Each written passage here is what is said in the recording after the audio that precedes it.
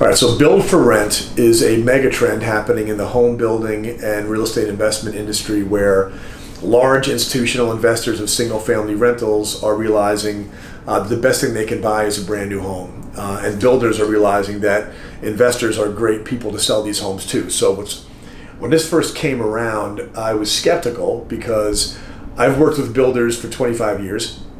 I know that when the market is as hot as it is right now, they just need to put a sign out front, open up the sales office, and the houses are going to sell. And so do they really need to worry about selling the properties to investors?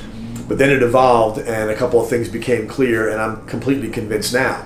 Something to understand about home builders, okay? Whether it's a small home builder, local, regional, or a big national one. A small home builder will have one subdivision, fair acre estates, right? Where they're in the process of building it. It's 60 houses and they've got 20 left, okay?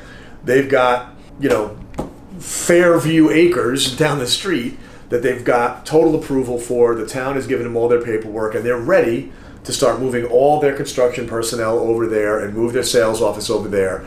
So they got one active subdivision, one subdivision on deck, and behind that they have some raw land that they need to get approvals for. So they're always living in this this caterpillar, this assembly line that takes years and years to develop, of buying land, getting approvals for the land, and then building on it and selling it.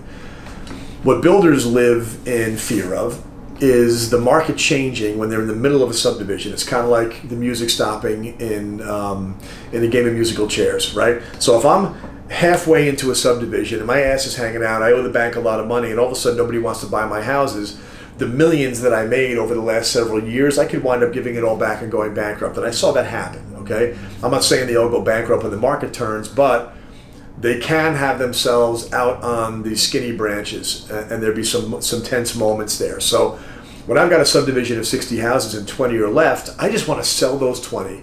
I want to move my construction people and my sales people and everything and my marketing all over to the subdivision that I have on deck, and I want to get started on that. And we're reaching out to builders every day now saying, hey, do you have a subdivision that you've got units left over? Maybe we'll buy all the rest of the units. Builder loves that, solves their problem. I can get out, I've got 20 left, I can sell all 20, make a deal, move everybody over. Solves a big problem for them. You can also say, and by the way, if you're going over to this new subdivision, maybe we'll buy 20 from that subdivision, or maybe 50, or maybe all of it. And so we're calling that last out, first in.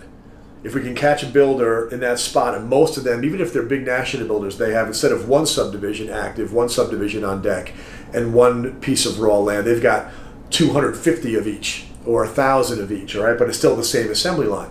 That last out, first in thing is something that we're doing a big outreach program because it's so valuable to the builders to be able to pay their banker back on the first subdivision, show their banker a bunch of contracts on the next subdivision. It just takes that edge off of that game of musical chairs.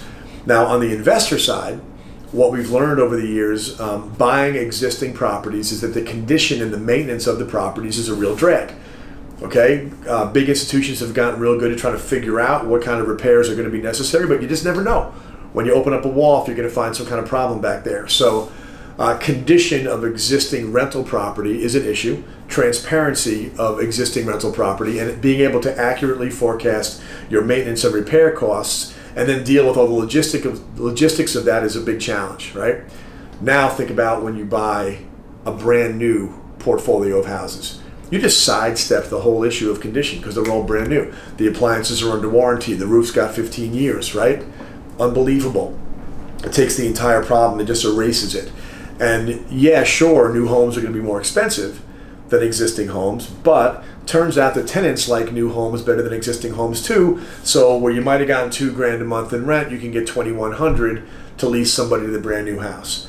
So it's just, I don't think I've ever seen anything that solves so many problems, so many nagging problems on both sides of the equation, like build for rent. So we're throwing our back into it.